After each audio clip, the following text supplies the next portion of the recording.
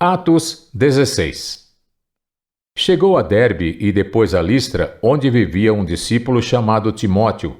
Sua mãe era uma judia convertida e seu pai era grego. Os irmãos de Listra e Icônio davam bom testemunho dele. Paulo, querendo levá-lo na viagem, circuncidou-o por causa dos judeus que viviam naquela região, pois todos sabiam que seu pai era grego. Nas cidades por onde passavam, transmitiam as decisões tomadas pelos apóstolos e presbíteros em Jerusalém, para que fossem obedecidas. Assim, as igrejas eram fortalecidas na fé e cresciam em número cada dia. Paulo e seus companheiros viajaram pela região da Frígia e da Galácia, tendo sido impedidos pelo Espírito Santo de pregar a palavra na província da Ásia. Quando chegaram à fronteira de Mísia, tentaram entrar na Bitínia, mas o Espírito de Jesus os impediu. Então contornaram a Mísia e desceram a Troade. Durante a noite, Paulo teve uma visão, na qual um homem da Macedônia estava em pé e lhe suplicava: passe a Macedônia e ajude-nos. Depois que Paulo teve essa visão, preparamo-nos imediatamente para partir para a Macedônia, concluindo que Deus nos tinha chamado para lhes pregar o Evangelho. Partindo de Troade, navegamos diretamente para Samotrácia e no dia seguinte para Neápolis. Dali partimos para Filipos, na Macedônia, que é colônia romana e a principal cidade daquele distrito. Ali ficamos vários dias. No sábado, saímos da cidade e fomos para a beira do rio, onde esperávamos encontrar um lugar de oração. Sentamo-nos e começamos a conversar com as mulheres que haviam se reunido ali. Uma das que ouviram era uma mulher temente a Deus chamada Lídia, vendedora de tecido de púrpura da cidade de Tiatira. O Senhor abriu seu coração para atender a mensagem de Paulo.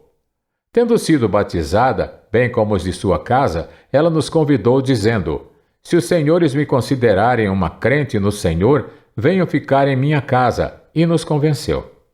Certo dia, indo nós para o lugar de oração, encontramos uma escrava que tinha um espírito pela qual predizia o futuro. Ela ganhava muito dinheiro para os seus senhores com adivinhações. Essa moça seguia Paulo e a nós gritando: estes homens são servos do Deus Altíssimo e anunciam o caminho da salvação. Ela continuou fazendo isso por muitos dias. Finalmente, Paulo ficou indignado, voltou-se e disse ao espírito: em nome de Jesus Cristo eu ordeno que saia dela. No mesmo instante, o espírito a deixou. Percebendo que a sua esperança de lucro tinha se acabado, os donos da escrava agarraram Paulo e Silas e os arrastaram para a praça principal diante das autoridades. E levando-os aos magistrados, disseram: estes homens são judeus e estão perturbando a nossa cidade, propagando costumes que a nós romanos não é permitido aceitar nem praticar. A multidão ajuntou-se contra Paulo e Silas e os magistrados ordenaram que se lhes tirassem as roupas e fossem açoitados. Depois de serem severamente açoitados, foram lançados na prisão. O carcereiro recebeu instruções para vigiá-los com cuidado. Tendo recebido tais ordens, ele os lançou no cárcere interior e lhe prendeu os pés no tronco. Por volta da meia-noite, Paulo e Silas estavam orando e cantando hinos a Deus. Os outros presos os ouviam.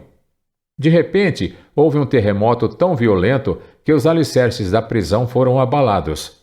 Imediatamente, todas as portas se abriram e as correntes de todos se soltaram. O carcereiro acordou e, vendo abertas as portas da prisão, desembainhou sua espada para se matar, porque pensava que os presos tivessem fugido. Mas Paulo gritou: não faça isso, estamos todos aqui.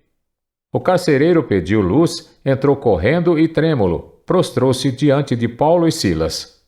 Então levou-os para fora e perguntou: senhores, que devo fazer para ser salvo? Eles responderam: creia no Senhor Jesus e serão salvos, você e os de sua casa. E pregaram a palavra de Deus a ele e a todos os de sua casa. Naquela mesma hora da noite, o carcereiro lavou as feridas deles, em seguida ele e todos os seus foram batizados. Então os levou para sua casa, serviu-lhes uma refeição e com todos os de sua casa alegrou-se muito por haver crido em Deus.